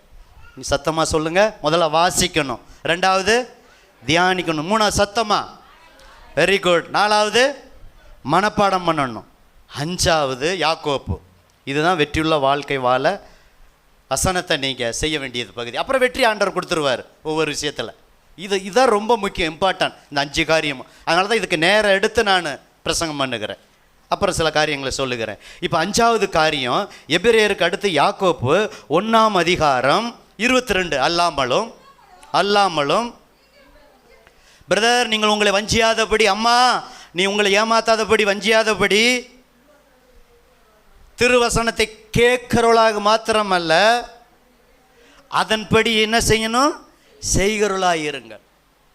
அப்போ 5வது ஸ்டெப்பு, முதல்ல வாசிக்கணும், 2வது தியானிக்கணும், 3வது ஆராய்ச்சி பார்க்கணும், 4வது இருத்தில் வைக்கணும், அதான் மனப்பாடம், 5வது என்ன செய்யணும்? அதன்படி நீங்கள் நடக்கும்போது தான் வெற்றி. இந்த 4 காரியமும் செஞ்சுட்டு 5வது செய்யலைன்னா வெற்றி இல்லை, தோல்வி தான். எதுக்குங்க படிக்கிறோம்? எதுக்குங்க தியானிக்கிறோம்? நம்ம பெரிய பெரிய பெரிய ஆளாக வேதத்தில் வளர்ந்தன்னு காட்டுறதுக்கா? இத்தனை தடவை பைபிள் படித்தேன்னு பெருமைக்காகவா? எதுக்குங்க ஆராயிரம்? எதுக்குங்க இருதயத்தில் வசனம் வைக்கிறோம், மனப்பாடம் பண்ணுறோம்? அது 4 முக்கியம். இந்த 4ஐயும் கடைப்பிடிச்சிட்டு 5 செய்யலைன்னா அந்த 4 வேஸ்ட். படித்தவன் பார்த்தீங்களா, பழமொழி, பாட்டை கெடுத்தா எழுதினவன் ஏட்டை கெடுத்தா கதை தான். படித்தவன் பாட்டை கெடுத்தா, எழுதினவன் ஏட்டை கெடுத்தா தான். ஆனால் 5வது செஞ்சிட்டா ஏட்டை கெடுக்க மாட்டான், என்ன செய்ய மாட்டான்? வெற்றி தான். அப்போ அன்பு தேவ பிள்ளைகளே, அப்போ எஸ்ரா வேதத்தை ஆராயவும் அதன்படி செய்யவும் படிச்சிட்டோம். பைபிள் ஒரு வசனம் இருக்குது, வேதத்தை கை கொண்டு போதிக்கிறவர்கள் பாக்கியவான். இப்போ நான் ஒரு பிரசங்கம் பண்ணுறேன்னா, நான் கை கொள்ளாமல் போதிச்சா சபையில் எஃபெக்டிவ் ஆகாது, கிரியை செய்யாது. ஆனால் என்ன பிரசங்கம் பண்ணுறனோ 100க்கு 100% இல்லாவிட்டாலும் அதில் நானும் வளர்ந்துக்கிட்டு இருக்கேன். இந்த காரியத்தில் 5 காரியத்தில் அதில் சொல்கிற பிரசங்கத்தில் கை கொண்டு போதிக்கும் போது சபையில் அது கிரியை செய்யும். ஒரு அலையா சொல்லாமா? ஏன்னா அதை தேவ வசனமாக ஏற்றுக்கொள்கிறீங்க. இது பாஸ்டருடைய வார்த்தை அல்ல, வசனமாக அல்ல, கர்த்தருடைய வசனமாக நீங்கள் ஏற்றுக்கொள்கிறதுனால அந்த வசனம் கிரியை செய்யுது. இப்போ பவுல் பிரசங்கம் பண்ணும்போது லீதியாளுடைய இருதயத்தை கர்த்தர் என்ன செய்கிறாரு? திறக்கிறார். அப்போ உங்கள் மனது திறக்கப்படணும், இருதயம் திறக்கப்படணும், அதை கவனிக்கும்படி. அப்போ தான் அந்த சத்தியத்தின் பிரகாரம் நீங்கள் நடக்க முடியும். ஒவ்வொரு சத்தியமாக ஆண்டவர் திருச்சபையில் போதிக்க. போன வாரம் ஜெபம், நேரத்தை எப்படி சரியாக பயன்படுத்த, இப்படி ஒவ்வொரு தலைப்பில் ஆண்டவர் போதிக்கிறார். இன்றைக்கி வேத தியானம். இதனால் இப்படி வெற்றி ஏற்படணும். அப்போ அதன் பிரகாரம் நம்ம நடக்கும்போது தான் நமக்கு என்னது? அது ஆசீர்வாதமாக இருக்கும். சரிங்களா? சரி, இப்போ கடன்னு ஆசீர்வாதத்தை குறித்து நான் உங்களுக்கு போகிறேன். வெற்றியாக ஏற்பட்டது, வெற்றியாக முதல்ல இப்போ எடுங்க யோசுவா. 5 காரியத்தை சொல்லிட்டேன். இப்படி எப்படி வெற்றி அடைவது? வேதவசனம் தியானிப்பதனால பைபிளில் வெற்றி பெற்றாங்களா? முதல் காரியம், ஒருத்தர் யோசுவா வர்றாரு. உபாகமம் முடித்து யோசுவா 1ஆம் அதிகாரம் 8, 9, 7, 8, 9. என் தாசனாகிய மோசே உனக்கு கற்பித்த நியாயப்பிரமாணத்தின் படியெல்லாம் செய்ய கவனமாக இருக்க மாத்திரம் மிகவும் பலங்கொண்டு திடமானதாயிரு யோசுவா, நீ போகும் இடமெல்லாம் புத்திமானாய் நடந்து கொள்ளும்படிக்கு அதை விட்டு வலது இடதுபுறம் ஜோசுவா விலகாதிருப்பாயாக. இந்த நியாயப்பிரமாண புஸ்தகம் ஜோசுவா உன் வாயை விட்டு பிரியாதிருப்பதாக. இந்த நியாயப்பிரமாணத்தில் எழுதியிருக்கிற எல்லாம் நீ செய்ய, நடக்க, நீ கவனமாக இருக்கும்படி. தியானமெல்லாம் வந்துச்சு பார்த்தீங்களா? இரவும் பகலும் அதை தியானித்து கொண்டிருப்பாயாக. அப்பொழுது உன் வழியை வாய்க்க பண்ணுவாய், அப்பொழுது புத்திமானாய் நடந்து கொள்வா. இதாங்க வேத வசனத்தின் மூலம் ஒரு வெற்றி. புத்திமானாய் நடந்து கொள்வோம் மாத்திரமல்ல, ஜோசுவா சென்ற இடமெல்லாம் வெற்றி ஏற்பட காரணம் அந்த நியாயப்பிரமாண புஸ்தகம். இன்றைக்கி நியாயப்பிரமாண புஸ்தகம் மாத்திரமல்ல, நமக்கு 66 புஸ்தகத்தை கொடுத்துருக்கார். இந்த 66 புஸ்தகத்தில் இருக்கிற கற்பனை, கட்டளைகள், பிரமாணங்கள் பிரகாரம் நம்ம நடக்கும்போது, ஜோசுவா 31 ராஜாக்கள், 7 ஜாதிகள், மோசே மறிச்சிட்டார். ஆனால் அந்த வேத வசனம் தான் அவரை உற்சாகம் அடைந்தது, பலம் அடைய செஞ்சது. என் அன்பு தேவ பிள்ளைகளே, நீங்கள் செய்கிற காரியத்தில் வெற்றி மேல் வெற்றி. ஒரு இடத்துல ஜோசுவாவுக்கு தோல்வி ஏற்பட்டது, ஆகான் மூலம். ஆயி பட்டணத்தில் தோல்வி ஏற்பட்டது. அந்த தோல்வியை கண்டுபிடித்து திரும்ப அதை சரி செய்தார். அப்போ உங்கள் வாழ்க்கையில் வெற்றியை 3 மாதம் பிரசங்கம் கேட்குற உங்கள் வாழ்க்கையில் தோல்வி வரும், வராதுன்னு சொல்லலை. எப்பொழுதும் வெற்றியே கிடைக்கும்னு சொல்லலை. அப்போ தோல்வி வரும்போது ஏன் தோல்வி? ஏன் குடும்ப வாழ்வில் தோல்வி? பொருளாதாரத்தில் ஏன் தோல்வி? சபை வளர்ச்சியில் ஏன் தோல்வி? இப்படி எல்லாரும் நம்ம ஆராய்ச்சி பார்க்கணும். அப்போ தான் வசனத்துக்கு நம்ம திரும்பும்போது வெற்றி மேல் தோல்வியெல்லாம் என்னவா மாறும்? வெற்றியாய் மாறும். வெற்றியாய் மாறும். புத்திமானாய் நடந்து கொள்வார். செய்வதெல்லாம் யோசுவாக்கு வெற்றி மேலே வெற்றி கிடைக்க காரணம் பல காரணத்தில் இது ஒன்று. இன்னொரு மனுஷனை, இதெல்லாம் வெற்றி பெற்றவங்க மனுஷனை, இன்னொரு மனுஷனை உங்களுக்கு நான் ஞாபகப்படுத்துகிறேன். எரேமியா தீர்க்க தரிசன புஸ்தகம் 15ஆம் அதிகாரம். இவருடைய ஊழியத்தில் பயங்கர பிரச்சனை. ஆனால் இவருடைய வாழ்க்கையில் வெற்றி மேல் வெற்றி. ஊழியத்தில் நல்ல வல்லமையான ஊழியத்தை, கண்ணீர் தீர்க்கதரிசியாக இருந்தாலும் எரேமியா வல்லமையான ஊழியத்தை செய்து முடிக்க காரணம் என்ன தெரியுங்களா? எரேமியா 15:16. உம்முடைய வார்த்தைகள், அதான் ரொம்ப முக்கியம். கிடைச்ச உடனே உட்கொண்டு. நீங்கள் பைபிள் படிக்கும்போது அப்படி ஆவலாக படிக்கணும், பசியோடு படிக்கணும், ஏக்கத்தோடு படிக்கணும். இந்த பிரசங்கத்தை கேட்கும்போது ஒரு ஆவலோடு கேட்கணும் நீங்கள். அப்போ தான் அப்படி கேட்கும். அப்போ தான் அதை உங்கள் மனசில் பதியும். பாருங்கள், வார்த்தைகள் கிடைச்ச அவர் தீர்க்கதரிசி. கர்த்தருடைய வார்த்தை உண்டாகி திரும்ப திரும்ப எரேமியாவுக்கு வார்த்தை வந்துக்கிட்டே இருக்கு. அப்போ வார்த்தைகள் கிடைத்த உடனே அவள் உட்கொண்டு, நம்முடைய வார்த்தைகள், அந்த வார்த்தை தான் என்னது? சந்தோஷமும் என் இருதயத்திற்கு மகிழ்ச்சியுமா இருந்தது. சேனைகளின் தேவனாகிய கர்த்தாவே, உம்முடைய நாமம் எனக்கு தரிக்கப்பட்டிருக்கிறது. அடுத்த வசனம், நான் பரியாசக்காரருடைய கூட்டத்தில் உட்கார்ந்து களி கூர்ந்ததில்லை, முது கரத்து நிமித்தம் தனித்து உட்கார்ந்தேன் சலிப்பினா. சரி, அது ஒரு பக்கம் இருந்தாலும் வார்த்தைகள் கிடைத்த உடனே உட்கொண்டு. அந்த வார்த்தை ஏன் அப்படின்னா, அதான் சந்தோஷம், அதான் மகிழ்ச்சி. அப்போ அன்பு தேவ பிள்ளைகளை, உங்கள் வாழ்க்கையில் துக்கத்தில், கவலையில் வெற்றி பெற வேண்டுமானால், உங்கள் துக்க சந்தோஷமாக மாற வேண்டுமானால், இந்த வேத வசனம் கிடைச்ச உடனே உட்கொள்ளுங்க. சங்கீதக்காரன் சொல்லுகிறார், உங்களுடைய வேத வசனை தியானிக்கும்படி குறித்த ஜாமங்களுக்கு முன்னே என் கண்கள் விழித்து கொள்ளும். நான் சொன்னல, 21 நாள் அலாரம் வச்சு செக் பண்ணி எத்தனை பேர் இந்த ஒரு வாரத்தில் செக் பண்ணீங்க? நீங்கள் 21 நாள் அலாரம் வச்சு 5 மணிக்கு ஏந்திரிக்கணும் அலாரம் வச்சு 20 நாள் ட்ரைனிங் எடுங்க. 22வது நாள் 4:50க்கே கர்த்தர் எழுப்பி விடுவார். கரங்களை போய் தலையில சொல்லாமா? ஒரு 5:30க்கு நான் எழுந்திருவேன்னு சொல்லி அலாரம் வச்சு 21 நாள் வழக்கமாக நீங்கள் அதை கடைப்பிடிச்சு பாருங்கள். 22வது நாள் அதுக்கப்புறம் நீங்களா தூங்குவேன்னு சொல்லி தான் அலாரம் வச்சு, ஒரு அலாட்டுக்காக அலாரம் வைக்கிறீங்களே தவிர, 5:30க்கு எழுந்தணும்னா 5:25க்கே ஆண்டவர் எழுப்பி விட்டுருவா. சங்கீதக்காரன் தான் சொல்லுகிறார், முது வேத வசனத்தை தியானிக்கும்படி குறித்த ஜாமத்துக்கு முன்னே என் கண்கள் விழித்து கொள்ளும். ஏன்னா அதுதான் சந்தோஷம். அதனால தான் சங்கீதக்காரன் சொல்லுகிறார், உம்முடைய வேத வசனம் என் மன மகிழ்ச்சியாக இதாக இருந்தால் நான் துக்கத்தில் அமிழ்ந்து போயிருப்பேன். பிரதர், உங்கள் துக்கம் சந்தோஷமாய் மாற வேத வசனம் ஒரு மனுஷனுக்கு மகிழ்ச்சியை கொடுக்கும். இப்படி தான் வெற்றியை பெற முடியும். துக்க நேரத்தில் துக்கம் மாற. 119, 165 இன்னும் 2 வசனத்தை சொல்லி நேரம் கடந்து பண்ண முடிக்க விரும்புகிறேன்.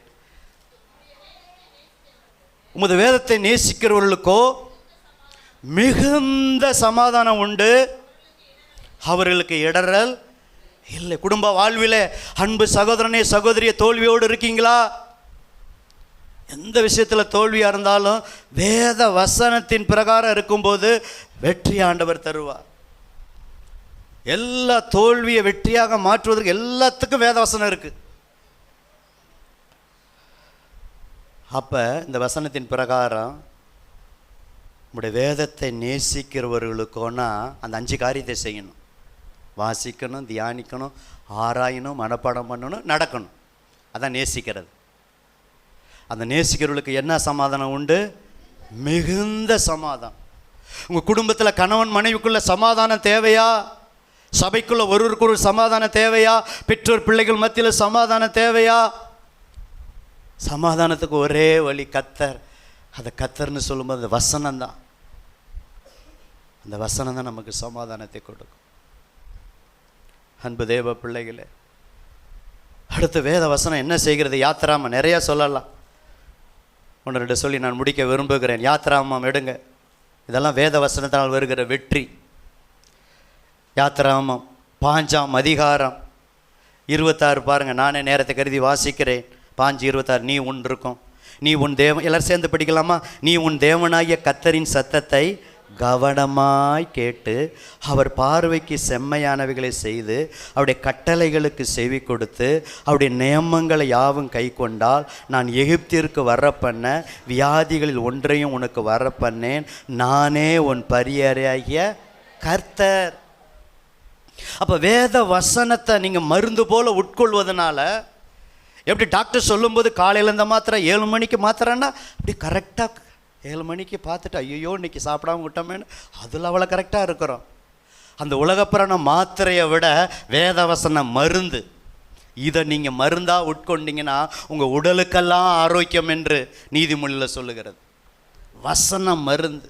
அப்படி கற்பனை கட்டளை கடைபிடிக்கும் போது எகிப்தியருக்கு வர்றப்பண்ண ஒரு வியாதி உங்களுக்கு வர்றப்பண்ணே நானே உன் டாக்டர், உன் பரம வைத்தியர் என்று ஆண்டவர் சொல்லுகிறார். வேத வசனத்தை நீங்கள் உட்கொள்ளுங்க. பாருங்க, ஒரு மனுஷன் 100க்கு அதிபதி வர்றான். ஆண்டவரே ஃபஸ்ட்டு வர சொல்கிறாரு, ஜீசஸ் வர்றாரு. ஆண்டவரே வீட்டுக்கு வர பாத்திரம் இல்லை, ஒரு வார்த்தை மாத்திரம் சொல்லும். நான் ஒருத்தனை போகிறான், ஒருத்தனை வாரான். 100 பேருக்கு அதிபதி. எனக்கே இவ்வளோ பவர் வல்லமை இருக்குன்னா வானத்தையும் பூமியை உண்டாக்கணும் நீங்கள் சர்வ வல்லமுள்ள தேவன். எங்கள் வீட்டுக்கு வர நான் பாத்திரன் அல்ல. ஆனால் அவன் பாத்திரன். சர்ச்செல்லாம் கட்டி கொடுத்தார். வேலைக்காரன், அவனுக்கு பிரச்சனை இல்லை, வேலைக்காரன். ஆனால் இங்கிருந்து ஒரு வார்த்தை, அந்த வார்த்தை ஒரு வார்த்தையின் மேலே அதிகாரம். பைபிள் ஒரு வசனம் இருக்குது, அவர் தமது வசனத்தை அனுப்பி என்ன செய்கிறார்? குணமாக்குறார். இங்கிருந்து சென்னையில் ஒருத்தங்க இருந்தால் இங்கிருந்து வசனத்தை அனுப்பி நீங்கள் ஜெபம் பண்ணும்போது அந்த வசனத்தின் வல்லமை, ஃபோனில் ஜெபம் பண்ணும்போது, வார்த்தையில் ஜெபம் பண்ணும்போது வசனம் தீவிரமாய் கடந்து சென்று இல்லாதவர்களை இருக்கிறபோல் அழைக்கிற தேவன். வசனத்தை கொண்டுதான் ஆண்டவர் உலகத்தை உண்டாக்கினார். வெளிச்சம் உண்டாக கடது வார்த்தையினால. வார்த்தை தான் மரணமும் ஜீவனும் நாவின் அதிகாரத்தில் இருக்க. வார்த்தையில் அவ்வளோ வல்லமை இருக்கிறது. அந்த 100க்கு அதிபதி வேலைக்காரன் அந்த நேரமே சுகமான டைமை பார்க்குறாங்க. எந்த நேரம்னு இப்போ மணி 11. அப்பாடா, நேகர் முகத்தில் சிரிப்பு வருது. இதே நேரத்தில் அங்கே போய் எந்த நேரம்னு கேட்குறாரு. அவர் சொன்ன நேரமும் அப்போ என்ன போகாமே சுகமாக்கினது என்னது? எதை அனுப்பி சுகமாக்கினா? வார்த்தையை அனுப்பி. என் அன்பு தேவ பிள்ளைகளே, இப்படி எந்த பிரச்சனைக்கும் வெற்றி ஏற்பட வசனம்தான். ஒரு கடன் பிரச்சனையா, பணத்தை எப்படி சம்பாதிக்கணும், கடனை எப்படி அடைக்கணும், எல்லாத்துக்கும் வசனம். வியாதி எல்லாத்துக்கும் ஆண்டவர் இந்த பைபிளில் இதில் இல்லாத வேறு எங்கேயும் போக வேண்டாம். எங்கே போக வேண்டாம். எந்த தீர்க்கதரிசிட்டையும் நீங்கள் போக வேண்டாம். எந்த ஊழியக்காரன்ட்டையும் நீங்கள் போக வேண்டாம். முழங்கால போட்டு ஒரு பிரச்சனையாக அதுக்கு என்ன வேதவசனம் சொல்லுது அதை அப்ளை பண்ணி நீங்கள் கடைப்பிடிச்சு பாருங்கள், கர்த்தர் கொடுப்பார். ஒன்று மட்டும் சொல்லி முடிக்கணுமா? கடைசி வசனம் லூக்கா 1 அதிகாரம். இவங்களாம் வேதனைப்படி நடந்து வெற்றியை கண்டவங்கங்க, நிறையா சொல்லலாம். இப்போ 1-2 தான் நான் சொல்லியிருக்கிறேன். லூக்கா 1 அதிகாரம். இதை படித்து எழுதுனு இப்போ நம்ம ஜெபிக்க போகிறோம். இவங்க 2 பேருமே பாருங்கள். லூக்கா 1 அதிகாரம் 6-7. அவர்கள் இருவர்னா சகரியா எலிசபெத்து. சகரியா கணவர், மனைவி எலிசபெத்து, 2 பேரும் ஊழியம் செய்கிறவங்க. ஆசாருடைய மனைவி தான் எலிசபெத்து. அப்போ அவர்கள் இருவரும் கர்த்தரிட்ட சகல கற்பனைகளின் படியேயும் நியமங்களின் படியேயும் குற்றமற்றவர்களாய் நடந்து தேவனுக்கு முன்பாக நீதியுள்ளவர்களாய் இருந்தார்கள். எலிசபெத்து மலடியாய் இருந்தபடியினால் அவர்களுக்கு பிள்ளை இல்லாதிருந்தது. இருவரும் வயது சென்றவர்களாக இருந்தாங்க. நல்லா கவனிங்க. அப்போ குழந்தை பாக்கியம் இல்லைன்னு சொல்லி அவங்க பைபிள் படிக்காம இல்லை, குழந்தை பாக்கியம் இல்லைன்னு சொல்லி ஜெபம் பண்ணாமல் இல்லை. வயசாகிருக்கு. நிறைய பேர் சொல்லியிருப்பாங்க, இவர் ஜெபம் பண்ணுறாரு, விசுவாசிகளுக்கெல்லாம் குழந்தை பிறக்குது, இந்த ஊழியக்காரருக்கு குழந்தை இல்லை, சகரியாவுக்கு குழந்தை இல்லை, எலிசபெத்துக்கு குழந்தை இல்லை, வயசாகிருச்சு, அப்படிலாம் அந்த நிந்தையை பேசியிருப்பாங்க. அவங்களாம் அதை குறித்து டோன்ட் கேர். அவங்கள குழந்தை பாக்கியம் இல்லாட்டாலும் மகிழ்ச்சி ஆக்கணும். என்ன தெரியுங்களா? கர்த்தரிட்ட சகல கற்பனை கட்டளைன்னா வசனம், வாக்கு தத்தம், நியமங்கள், அதன் பிரகாரம் நடந்தாங்க. அப்போ வாசித்தாங்க, அதான் உண்மையான அர்த்தம். அதில் போடலை, தியானம் பண்ணாங்க, ஆராய்ஞ்சாங்க, இருதயத்தில் வசனத்தை வச்சாங்க. நினச்சி பார்த்துருப்பாங்க, ஆபிரகாமுக்கு 100 வயசில் குழந்தைய கொடுத்தவ, சாராளுக்கு 90 வயசில் குழந்தை கொடுத்தாங்க. நம்ம ஊழியம் செய்கிறோம், குழந்தை இல்லைனாலும் நிச்சயம் ஜெபத்தை கேட்பா. அப்படின்னு அந்த விசுவாசம். அதேமாரி நீங்கள் அந்த அதிகாரத்தை தொடர்ந்து படித்து பாருங்கள். ஏற்ற நேரத்தில் உன் வேண்டுதல் கேட்க ஜெபிக்கிறவங்க ஜெபத்தை விடலை, வேத வசனத்தை தியானத்தை நடக்கிறத விடலை. முதிர் வயதில் குழந்தை பிறக்கிறதுக்கு வாய்ப்பே இல்லை. அவன் அந்த முதிர் வயதில் யோவான் சானகன் ஆண்டவர் கொடுத்து அவங்களுடைய ஜெபத்தை கேட்டார். தோல்வியை வெற்றியை என்ன செஞ்சார்? மாற்றினார். இப்படி எந்த காரியத்திற்கும் சகல பிரஸ்தாபத்தை பார்க்கல வார்த்தையை ஆண்டவர் முக்கியப்படுத்தி வார்த்தை என்ன செஞ்சிருக்கிறார்? ஆண்டவர் மகிமைப்படுத்திருக்கிறார். அப்போ எந்த காரியத்திற்கும் வெற்றி வேணும்னா ஜெபம் பண்ணுங்க, அது முக்கியம். அதோடு போயிடாதீங்க. பைபிள் என்ன சொல்லியிருக்கு அதை குறித்து. இப்போ சபையில் வளரணும்னா, 2 ஆராதனை நடத்தணும்னா, அதுக்கு சபை வளர நம்ம என்ன செய்யணும்? சபை வளர்ச்சியை குறித்து என்ன வசனம்? சபையில் மக்கள் எப்படி இருக்கணும்? ஊழியக்காரன் எப்படி இருக்கணும்? ஆராதனை எப்படி இருக்கணும்? ஜெபம் எப்படி இருக்கணும்? செய்தி எப்படி இருக்கணும்? ஊழியத்தை எப்படி பகிர்ந்து கொடுக்கணும்? ஊழியத்தை எப்படி செய்ய உற்சாகப்படுத்தணும்? இப்படி செஞ்சால் நிச்சயம் இந்த 50-60 ஆத்துமா 100 மாறும். ஸோ எல்லாத்துக்குமே வேத வசனம்தான். இந்த வசனம் ஜீவன் இருக்குது, வல்லமை இருக்குது. அநேகாயிரம் பொன்வெளியை பார்க்கல நீர்வீழ்ச்சியுள்ள வேதமே எனக்கு நலம். நலம் வேதம்தான் மன மகிழ்ச்சி, துக்கத்தை சந்தோஷமாய் மாற்றும். அதனால் இந்த நாளில் ஒரு தீர்மானம் எடுத்து, நீங்கள் வாசிக்கணும்னு நான் சொல்லலை, நீங்கள் தியானிக்கணும்னு நான் சொல்லலை, நீங்கள் ஆராய்ச்சி பண்ணணும்னு சொல்லலை, நீங்கள் மனப்பாடம் பண்ணலன்னு நான் சொல்லலை, நடக்கலைன்னு சொல்லலை. இந்த செய்தி என்னன்னு இன்னும் செய்யுங்க. இந்த 5 காரியத்தை எல்லா விதத்திலும் வெற்றி ஏற்படும். ஆமேனா? அல்லேலூயா சொல்லலாமா? எல்லோரும் எழுந்து நிற்கலாமா? எல்லோரும் எழுந்து நிற்கலாமா? எல்லோரும் எழுந்து நிற்கலாமா? அப்படியே கண்களை மூடலாமா?